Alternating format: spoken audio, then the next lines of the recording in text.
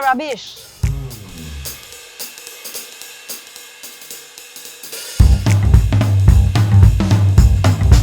Let's talk about trash.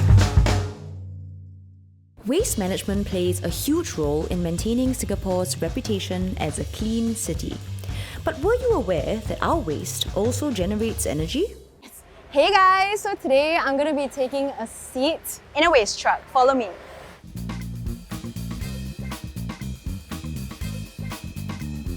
So how much waste can a truck like this carry? Approximately 10 tons, which equates to 10,000 kilograms.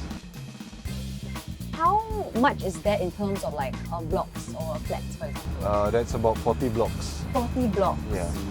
The routes are decided by our in-house route optimizer. So the optimizer will determine which truck goes where, who drives, what route to take, which direction to take, so on and so forth. Ah, I see. So they kind of determine which is the most efficient route. Yes, in that way. yes. Right, Yes. okay. So, can I take this truck for a spin? No, but you can tag along. Okay. Hi! Hello! Okay, so we are in the waste removal truck and we're about to go on our first residential area. Yes. Okay, let's go! Okay, are we reaching our first stop? Yes, correct. Okay. Has anything changed with like the technology with waste removal? Yes, like you can see right now, Yeah. we are using an EV truck, Mm-hmm. which is greener for the environment. Yeah. So the carbon emissions are different for that. Correct. Yeah. Right. So last time it used to be a Diesel truck. truck. A diesel truck. I see.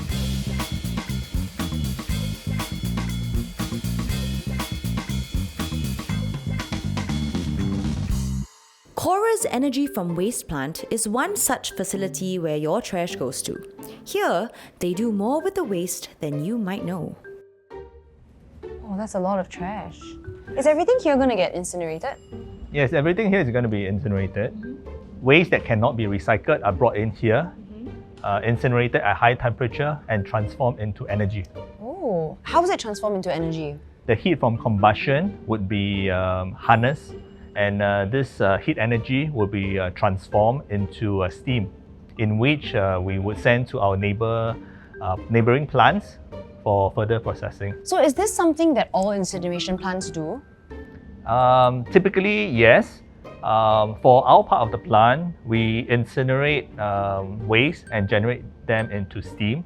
For other plants, because there is no off-takers for steam, it would be stepped down to produce electricity. Cora has the only privately owned and operated plant in Singapore. All the rest of the plants in Singapore are owned by NEA and operated by a service provider. So roughly how many days worth of trash has been accumulated here from what we see? From what we see here, it's about 3 to 3.5 days of trash that we accumulate. So we have 8 tipping doors here, number 1 to number 8, where the trucks that comes in will dispose their waste into the waste bunker. Then this is the view of the waste bunker control room. So this is the claw that basically goes in, pick up the rubbish that has just been tipped into the waste bunker, and then they'll put it at a designated area for stacking. And then later they'll be fed into the incinerator themselves. Okay. How many trucks come here in a day? Typically about 150 trucks. 150 a day, wow. Based on 2024 numbers, we have about 18,000 tons of waste produced. Right. So out of which 50% are sent for incineration. That's about 750 fully loaded rubbish trucks. Yeah, every day. Wow. Yeah, so you can imagine the amount of waste that Singapore generates. Yeah. And about 6 to 7% of this waste comes into Cora Energy from Waste plant. So that's about 150 tons.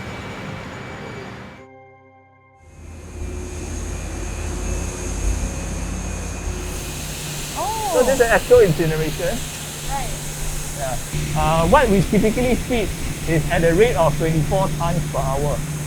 So we'll basically throw in about 24 tons per hour of rubbish, and that will be incinerated in our grid system here. How much energy can be produced here?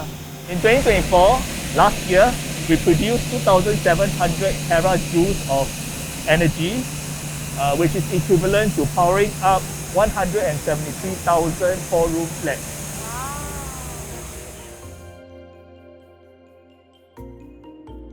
It's gross, obviously, looking at this.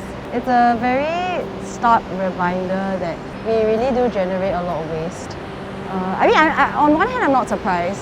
On the other hand, it's kind of really unpleasant to see how much trash there really is, and it's not even, it's not even mean.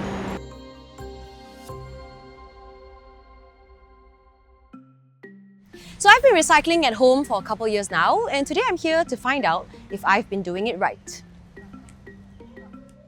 Okay, so I brought some of my recyclables from home, and I would like to find out if I'm doing it correctly. Yeah, okay, so I have a bunch of things here. Plastic, like Tetra, more plastic, aluminum, and a lot of carton and paper. So, can everything here be recycled? Yes, you did a good pick for recycling. All these stuff are recyclables.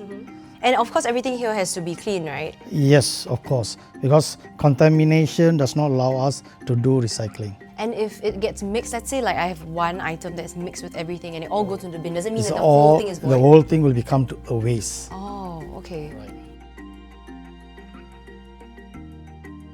We are currently at Kora's Material Recovery Facility. We collect, receive waste from National Recycling Program, comes in here to recover and sort for recycling. It's obviously like a mix of things that are recyclable and not recyclable. So how are these separated here in this facility? Alright, we go through our sorting line. We use machine and sorters to do the segregation before recycling. Yeah. We can each day recycle about 30 tons 30 tons. from the waste that coming into our plant. Okay. So each truck can hold about 5 tons of recyclable waste. And I already see some things that are not recyclable. So only 30% of the recyclable waste here can be recycled, right? But actually, why is that the case? All thrown into blue bin seems to be recycled. So this is the mindset of people. So when we say change this mindset in the near future, all this bulky stuff and contamination stuff will be avoided. But by doing so, we will increase the percentage for recycling. Oh, so you think it's because of two things, like contamination and because people are putting the things that cannot actually be recycled into the blue bin. bins. Yes, precisely.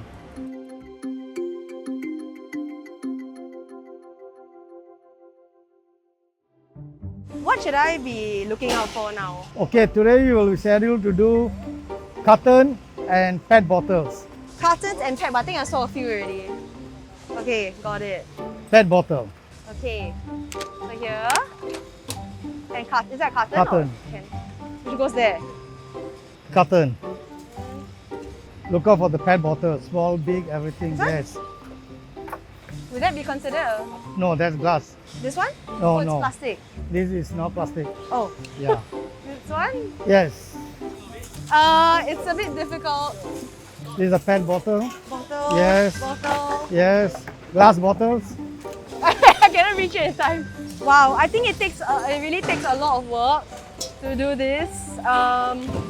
You really have to lock in and focus because, like I was saying, it's not just about looking at the material, it's also about seeing whether it's clean enough to be recycled. See, some of it is not in the condition to be recycled. So I really respect the workers here because they really have to lock in for extended periods of time. The other materials not picking up are going to go to a magnetic separator. So that's one stage of it as well before it goes to another group of people to sort it out.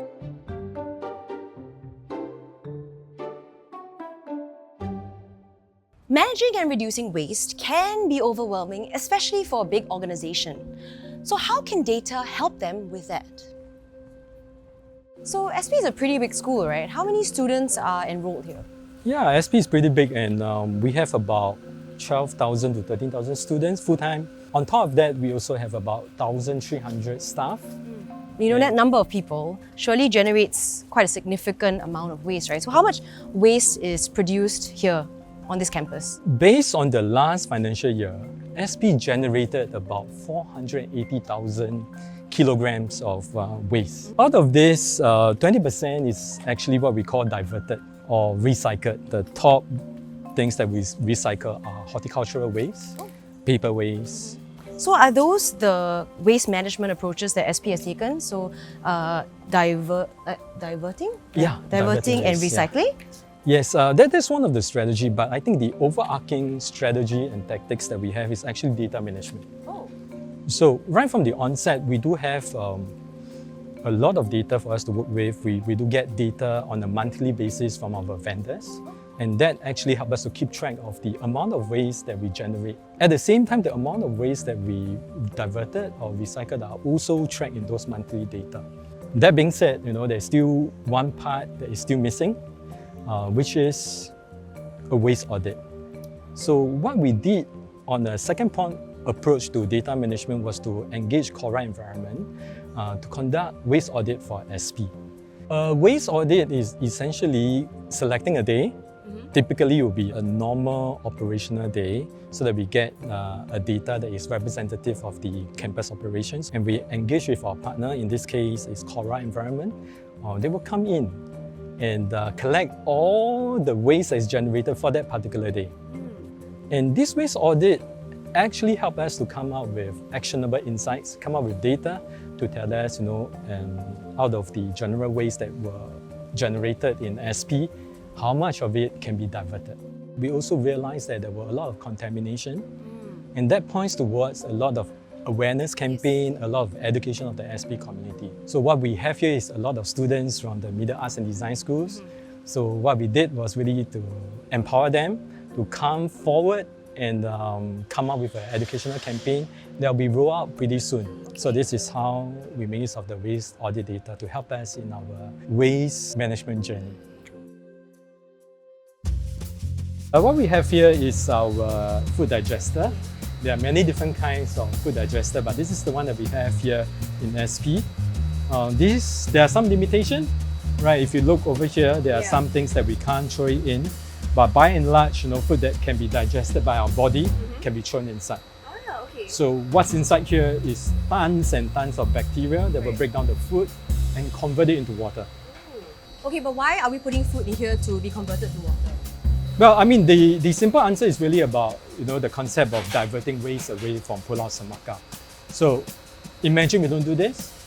This food waste, will end up being burned in the incinerator, and they will end up in Pulau Semakau, which is getting filled by the days, and yeah, we don't have much years left. I'm as ready as can be. I must warn you, it's going to smell, all right? Okay, okay. Hold your breath, hold your Okay. breath. All right, 30 seconds. Okay, there goes. Okay, Okay. shall we? Yes. Let's go. Yeah.